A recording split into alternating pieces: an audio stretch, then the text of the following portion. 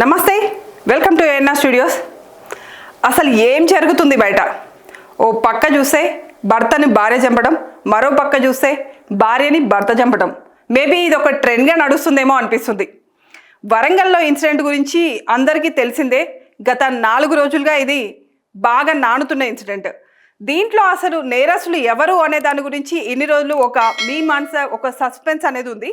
ఇప్పుడు నేరస్తులు అనేది ఎవరో తెలిసింది. అసలు ఇన్సిడెంట్లోకి వెళ్తే వరంగల్లో ఉంటున్న ఒక డాక్టర్, అతని పేరు సుమంత్ రెడ్డి. అతనికి 7 ఏళ్ల కిందట ఫ్లోరెన్జా అనే ఆమెతోటి పరిచయం ఏర్పడింది. ఆవిడేమో ఒక కాలేజ్లో లెక్చరర్గా పనిచేస్తుంది. వీళ్ళిద్దరూ కొన్నాళ్ళు పరిచయం తర్వాత వాళ్ళిద్దరు వివాహం చేసుకున్నారు.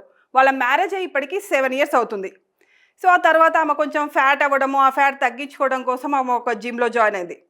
జిమ్లో జాయిన్ అయినప్పుడు అక్కడ జిమ్లో తనకి ఒక వ్యక్తితోటి పరిచయం ఏర్పడింది.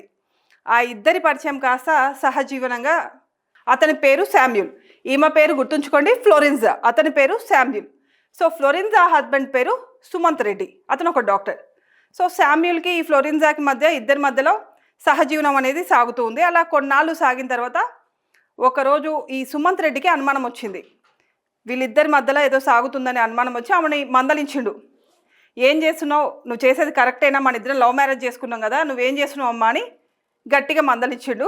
అప్పుడు ఆమె ఏమని ఆలోచించిందంటే వాళ్ళ లవర్కి చెప్పింది, ఆ శామ్యూల్కి, ఓ పని చేద్దాం, మనం ఈ సుమంత్ రెడ్డిని చంపేస్తే మన ఇద్దరం కలిసి ఉండొచ్చు, సుమంత్ రెడ్డి ఆస్తి కూడా దొబ్బేయచ్చు, నేను తన వైఫ్ను కదా, ఖచ్చితంగా లీగల్ హెయిర్ నాకే వస్తుంది కాబట్టి, ఆస్తి నాకే వస్తుంది కాబట్టి మన ఇద్దరం కలిసి సుమంత్ రెడ్డిని చంపేద్దామని చెప్తుంది. ఈ శామ్యూల్కి ఆ ఏఆర్ కానిస్టేబుల్, హైదరాబాద్కి చెందిన ఒక ఏఆర్ కానిస్టేబుల్ వాడికి ఫ్రెండ్.